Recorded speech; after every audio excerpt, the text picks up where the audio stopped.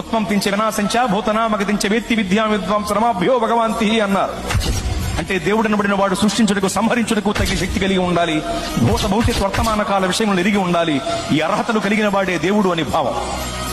ఈ రెండు అర్హతల్లో మొదటి అర్హత సృష్టించటానికి సంహరించటానికి కావలసిన శక్తి మహాశక్తి. అంటే మహాశక్తి కలిగిన వాడే దేవుడు, అనగా మహాశక్తివంతుడే దేవుడు. మరి మహాశక్తివంతుడు ఎవరు? నలుగురిని నరికినవాడా, 10 మందిని బాధినవాడా? నలుగురిని నరికినవాడు 10 మందిని బాధినవాడే మహాశక్తివంతుడైతే అలాంటి వాళ్ళు చాలా మంది ఉన్నారు లోకంలో. మరి మహాశక్తివంతుడు అంటే ఎవరు? ప్రపంచమంతా దేన్నైతే జయించలేకపోతుందో దానిని జయించిన వాడే మహాశక్తివంతుడు. ప్రపంచమంతా నాటికి నేటికి ఏనాటికి మరణమును జయించలేకపోతోంది.